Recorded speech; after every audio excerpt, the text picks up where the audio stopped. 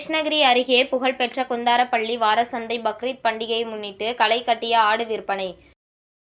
இஸ்லாமியர்களின் முக்கிய பண்டிகைகளில் ஒன்றான பக்ரீத் பண்டிகை வருகின்ற 28ஆம் தேதி நாடு முழுவதும் ஈகை பண்டிகையாக கொண்டாடப்பட உள்ளது.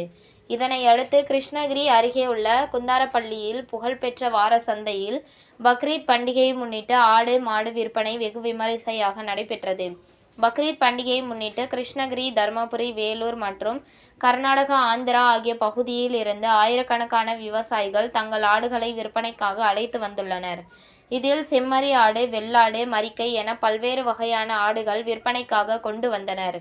இதில் தமிழகத்தில் சென்னை, வேலூர், மதுரை, கோவை, சேலம், திருச்சி, ஈரோடு, பொள்ளாச்சி, விழுப்புரம், கடலூர் ஆகிய மாவட்டங்களில் இருந்தும் அண்டை மாநிலமான கர்நாடகா, பெங்களூர், ஆந்திரா போன்ற பகுதியில் இருந்து ஆயிரக்கணக்கான வியாபாரிகள், பொதுமக்கள் ஆடுகளை வாங்க குவிந்துள்ளனர்.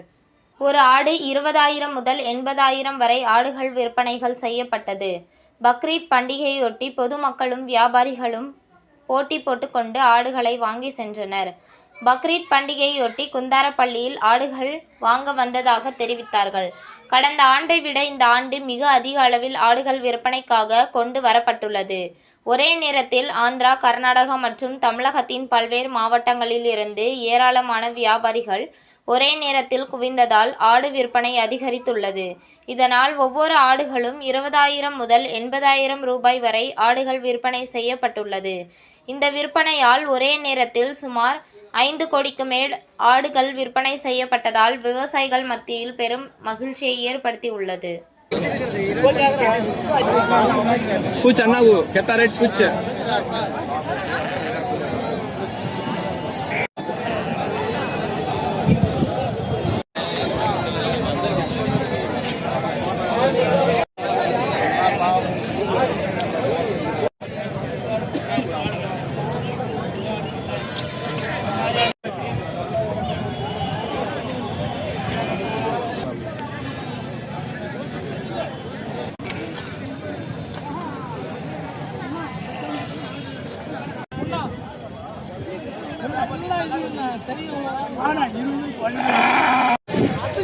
எத்தனை ஒரு எண்ணு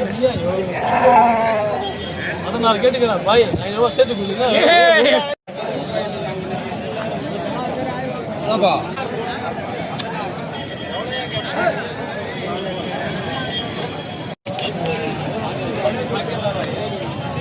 உங்கள் தேடல் நியூஸ் சேனலை லைக் பண்ணுங்க, ஷேர் பண்ணுங்க, கமெண்ட் பண்ணுங்க, ஆல் பெல் பட்டனை கிளிக் பண்ணுங்க, மறக்காம சப்ஸ்கிரைப் பண்ணுங்க.